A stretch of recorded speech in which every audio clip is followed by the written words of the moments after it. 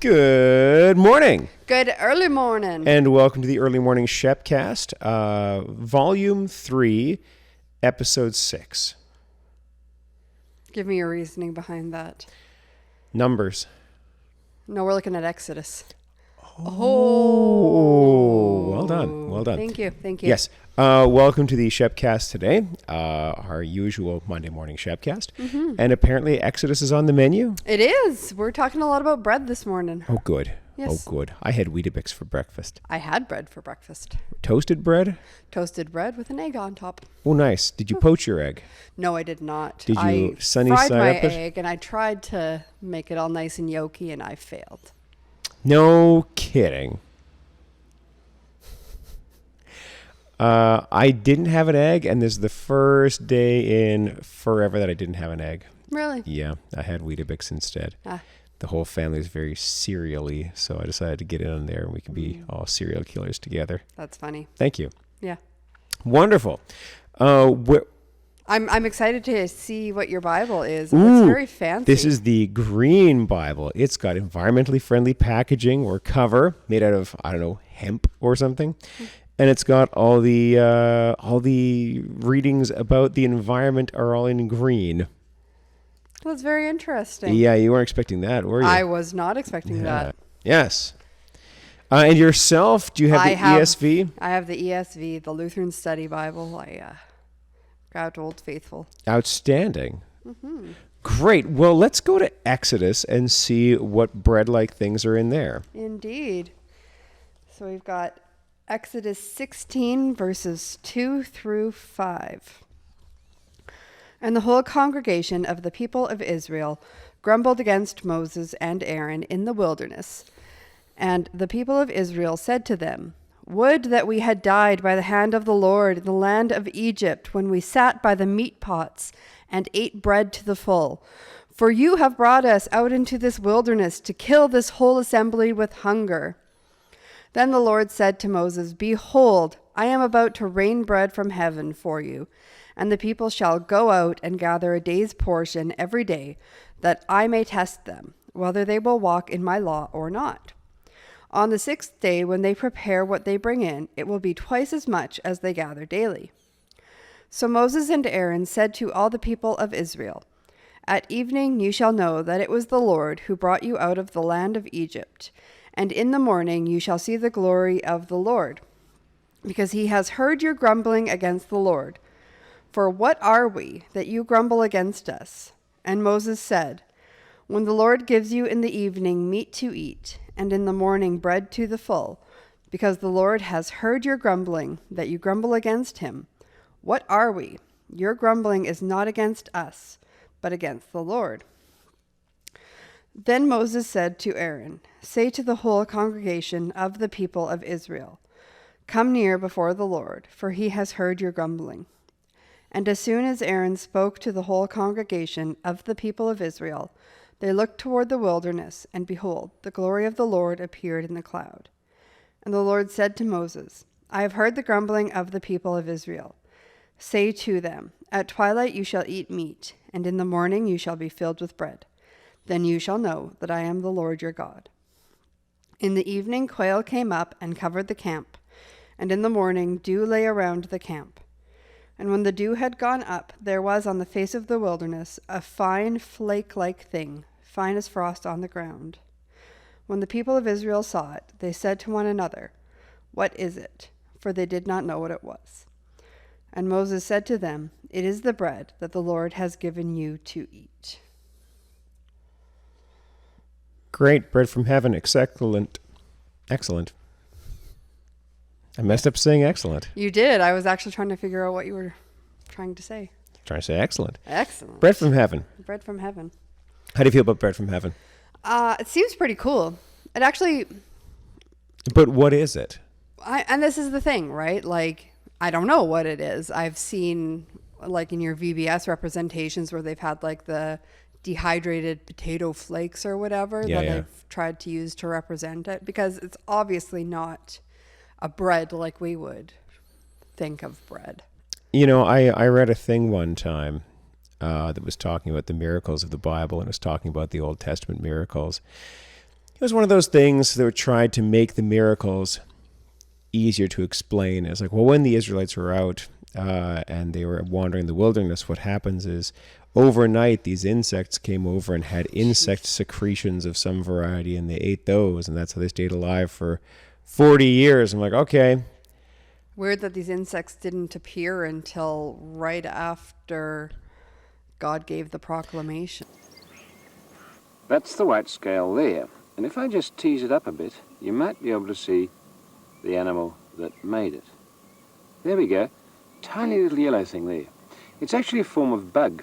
And bugs get their meals, by and large, by putting a little injection tube into the leaf, and instead of pushing things in, they take sap out. So this little creature's been sucking sap from the gum tree for ages, and it can't use everything that it gets. It has to push it out as a sort of excretion. And the excretion contains wax, which the leaf is coated with, and sap products. And that's what they are.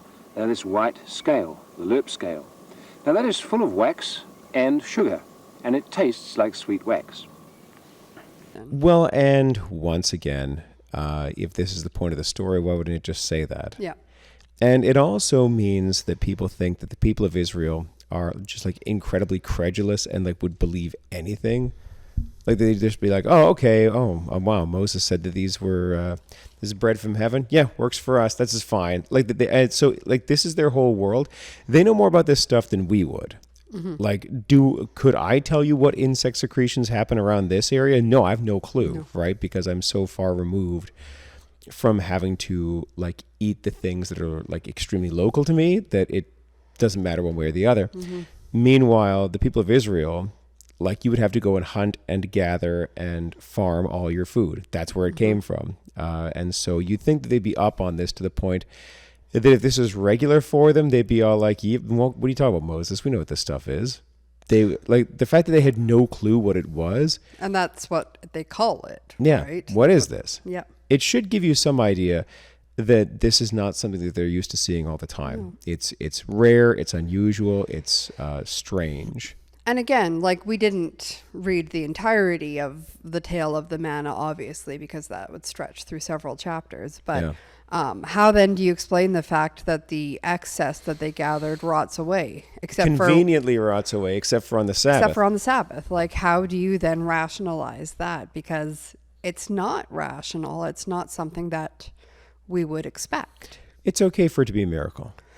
Miracles are good. There's no problem with this for it to be bread from heaven that they end up hating, by the way. Oh, of course they do. They end up hating even the miraculous bread that comes to them without labor, it's not without the meat cost. pots of It's Egypt. not the meat pots of Egypt, and they're real mad. And they're like, why don't we just go back to slavery? Because at least we had a variety of food there. We had leeks and onions and cucumbers. And here in the wilderness, we have those just worthless food. There is no food, and we hate this worthless food. Yeah. One of the best parts of the whole Bible right there, which sums up our attitude towards God. You never do anything for me. Why do you do so much for me? Yeah. We have no food, and we hate the food that we have. Okay. But it's okay for it to be a miracle. It's fine. Yeah. That's okay. It can be miraculous. You can have miracle bread, and that's okay. You don't have to explain it by being insect secretions or some sort of presence of like condensation that draws yeast out of the air or something like that. You don't need that. It can just be a miracle. That's fine. It doesn't make the story worse for it to be a miracle. Mm-hmm. Basically, that's fine. You can be fine with that. And if this stuff was so darn prevalent, why would the desert be hard to live in for people today? Yeah. Like if every night insects just show up and secrete, enough for you to feed an entire nation's worth of people every night, people would be living in the desert nonstop. Like, why'd you live anywhere else? It's free food every day. Yeah, that you only have to gather. Yeah. Like you don't have to plant, work harvest. Nope. It's just there. Yeah. And again, like my mind is trying to even understand the rationalization, because how big would those bugs have to be, right? Like to be able to secrete something large enough for a person to eat? They'd have to be big bugs. And there'd be tons of them. Like you'd notice them. Yeah. Yeah. I mean, like Bizarre. at that point, they may as well just eat the bugs, to be honest, fam. Why wouldn't you? Why wouldn't you? And what about the quail? I mean, how do you explain that they just came out of nowhere exactly when God said they would. It's fine for this stuff to be miraculous. It's okay. When people say let go and let God, this is one of those things where just let the miracle happen. You don't have to fight it. You don't have to be the one that approves every miracle through some sort of rational way. And it does not make the story better to say every time, okay, we know how this miracle happened, that they pulled food out of their pockets. It was insect secretions. There was an eclipse that happened. And you don't have to do that. It doesn't make the story better to say these things all just through some enormous coincidence just happened to line up so it looked like a miracle. Darn, if you're going to go to that level of effort, just have it be a miracle. Yeah. And there's no problem with there being natural processes that happen because the Bible's full of them. Evening passes and morning comes, right? Not everything is a miracle. Most things aren't. You can go through whole books of the Bible and not see miracles. You ever read through Ruth? There's no miracles there. People just glean grain and fall in love, and there you go. That's a very simple story. And you don't have to look at the gleaning of the grain and the gathering of it and whatnot and say, well, this is a miracle, because no, it's not. It's stuff that happens. It's good stuff that happens, but it's stuff that happens. Not everything's a miracle. Most things aren't. But when there are miracles, you don't do them any favors by saying that they just literally don't exist. Well, and I know you've said this before. I think you may have even said it yesterday, but there are things that happen in the Bible that make it so that it appears more real, right? Like you were talking yesterday about the doubling up on names with St. James the Elder. And this is one of those things where if you try and put a whole bunch of science behind it, it no longer makes sense. If you leave it as the miracle it is, it seems more real, Yeah, it actually is a bigger stretch for you to accept another explanation. Yeah. It's a much bigger stretch. If you consider in Star Wars. Oh my. Yeah. When they had the Force, there was just a mystical energy field that binds and binds life and holds it together. Yeah, that was fine. People liked that. That made sense to them. And then, in Episode 1, they did a blood test on Anakin Skywalker, and they're like, wow, you're very Force powerful because you have all these midichlorians in your bloodstream. Wait, you can do a blood test for the Force now? And, people got really mad because this explanation for how the Force works made it actually less believable. People were like, that's stupid.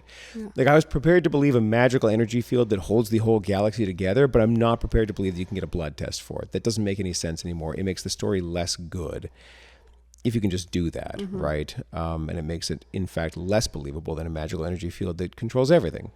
So if you're in the church and you have this desperate desire to take manna and to make it less miraculous because you think that is in some way going to appeal to people, I don't know. Maybe yes, maybe I'm wrong. Maybe people would love to hear about insect secretions that have just never happened since. Maybe they think that was more believable, but it doesn't seem, and by the time you get to that point, where there's magical insects coming in and making magical insect secretions overnight, therefore the people of Israel can eat every day. By the time you're doing that, just make it miracle bread. Yeah. Just go the rest of the way. You don't need to fight so hard for this coincidence to line up where all these insects just happen to come to camp. And if you're saying, well, but God made them come to the camp, then he can make the bread. Yeah. Then you don't need this extra step where you rationalize the miracle to make it less good. Yeah. Well, and I mean, all that's happening is that you're trying to write God out of the equation, right? You're saying that God can be so powerful, but only up until this point, because at this point, then he's doing things that I can't do, so he can't possibly do it. Well, then what's the point? What's the point of the whole book then, right? Well, really, what's the point of the whole book? I'm not saying that the manna is the linchpin around which everything else hangs or whatever. If there's no manna, that's it. The whole Bible doesn't work. The Bible would be fine without the manna. It would be fine. If they were wandering the desert and they just brought enough flour for 40 years, sure, that's a worse story, but it's still a story. Well, all that I am saying is that if your ability for God to act becomes progressively smaller over time, if instead of it being manna, it's insect secretions, and instead of it being a miraculous insect secretion, it's just like part of nature. It's just what happens. But they just thought it was a miracle because they were stupid or whatever. If God like just does less and less and less and less and less over time, then eventually he's going to end up doing nothing. He'll be like, there'll be no purpose behind your faith, your belief, anything like that, because like, what do you believe in? You believe in a God that described how insects work. We don't really need a God for that. No. That's not a good story. That's why we have Jacob Ulrich. Correct. Long-time friend of the show and and two-time guest. Technically. 2 times in the same day. All right, should we roll along? Yeah, let's do to Ephesians chapter 4, verses 1 through 16. I'll read that one. Please do. I therefore, the prisoner in the Lord, beg you to lead a life worthy of the calling to which you have been called, with all humility and gentleness, with patience, bearing with one another in love, making every effort to maintain the unity of the Spirit in the bond of peace.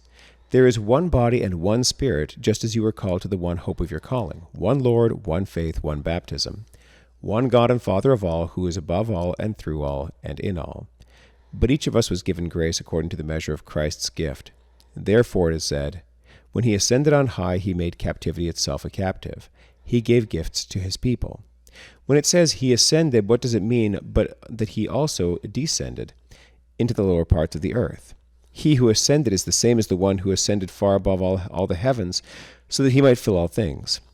The gifts he gave were that some would be apostles, some prophets, some evangelists, some pastors and teachers, to equip the saints for the work of ministry, for building up the body of Christ, until all of us come to the unity of the faith and to the knowledge of the Son of God, to maturity, to the measure of the full stature of Christ. We must no longer be children tossed to and fro and blown about by every wind of doctrine, by people's trickery, by their craftiness in deceitful scheming. But speaking the truth in love, we must grow up into every way into him who is the head, into Christ, from whom the whole body, joined and knit together by every ligament with which it is equipped, as each part is working properly, promotes the body's growth in building itself up in love. So I want to start off with the part of this passage that isn't usually drawn upon. Because this is a very well-known passage. I mean, like we've heard it many times. But in verse 14 says, we may no longer be children tossed to and fro by the waves and carried about by every wind of doctrine. And that's just what we were talking about, honestly, when we were looking at the miracles trying to be explained away. And Paul's saying, don't do that. Don't try and explain away these doctrines. Don't try and explain away the miracles. Have faith, believe. Like, don't let yourself be tossed about. Stick with what the true teaching is. Deceitful scheming. Deceitful scheming. What do you have for deceitful scheming? What is that? In verse 14. Oh, by human cunning, by craftiness and deceitful schemes. Yeah. Deceitful schemes. These are deceitful schemes. Deceitful schemes. Deceitful schemes. Well, sure, man. The story of the scriptures is good enough that you don't have to do anything with it. You don't have to make it better. You don't have to add things or take things away. It is the good word, is the good book. There's nothing really you can add or take away from it that'll improve it in any substantial way. There's a few things that work like that. One of the problems they had in remaking Ghostbusters back in 2016 was that they realized that putting your own cool, fun take on Ghostbusters is a nightmare because the movie as it existed was fine and needed no improvement. Did you know they also remade Psycho, the first Psycho movie, I'd heard starring Robert Vaughn? No, Vince Vaughn. Robert Vaughn's dead, I think. Yeah. Vince Vaughn, comic actor, played Norman Bates. And you know what? It doesn't need to be improved. The original Psycho is fine. It's fine. It doesn't need your help. It doesn't need your cool, fun take on it. And all these things that they go back and fix and repair and replace usually don't need it. It doesn't need to be improved in any significant way, and you adding your own fun twist can just make it worse, which they all seem to do all the time. We must no longer be children tossed to and fro and blown about by every wind of doctrine. Yeah, part of spiritual maturity is knowing what's there and why it's there and being fine with it. Because kids will... They'll believe anything. Well, to a certain point, yeah. Like that you can... Okay. Here's a bit from the old Red Green show. Oh my. Yeah, I know. Now we're dating ourselves. If they don't find you handsome, they should at least find you handy. Correct. So somebody wrote. Well, this is like this fake letters, obviously, but somebody wrote into the Ask the Possum Lodge crew a question. They said, "Hey, my dog's getting older, and I think it's going to die soon. How do I help my kids through that?"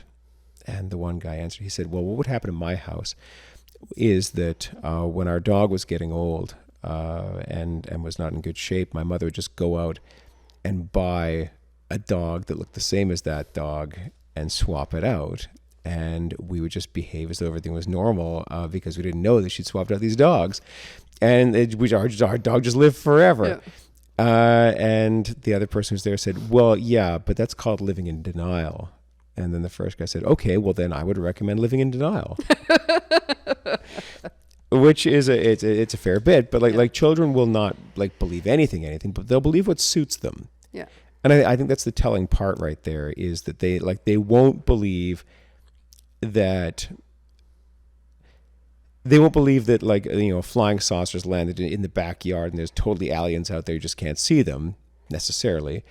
But they will believe that you are all going to Disneyland tomorrow because it suits them to do so. And they will believe all kinds of stuff as long as it is in their favor.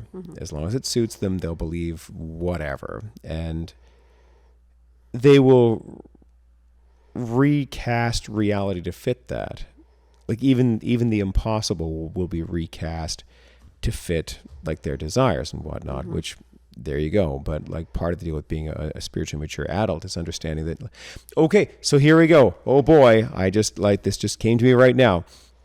But when people look at the book of Joshua and they get all real mad about it and they're all like, well, that doesn't sound like any kind of God I could believe in. Like the God that would kill people. You're like, well, people got to go sometimes. Like, what do you want? Are you now the arbiter of like all of the Bible, like what you don't like that you find icky has to go and the stuff that you do like can stay? Like that's childlike. Like that is a full refusal. So stomp your feet and say, no, I won't believe Put your fingers in your ears and going la la la la la about the whole thing. Even though it's entirely consistent with the rest of the scriptures, it's not like this weird aberration, this like one book where people die. They die all the way through the Bible, frequently, for sure. All the time. Entire nations. And, well, the whole world gets flooded. Like, what are you going to do? Are you going to, like, stick... And, like, how much do you need God to listen to your tantrum where you're plugging your ears in the grocery store and crying and saying, no, no, no, no, no, about the parts you don't like? Like, are you really expecting that you can throw a big enough tantrum that God will just throw whole books out of the Bible? Yeah. He'll just say, oh, that didn't happen. Don't worry about it. Just erase history, right? Yeah, that he'll be just like, well, no, because you don't like it, therefore it's not important. I don't know. I don't know if that's like a very mature outlook on things. Well, and I think as a society now, though, we're losing the ability to grapple with and understand the things we don't like. We'd rather, and I mean, we see this happening a lot, right? Where you just remove the statues, you just remove the history that you don't like, rather than saying this bad thing happened. How do we deal with it? How do we learn from it? You also get rid of the people you don't like.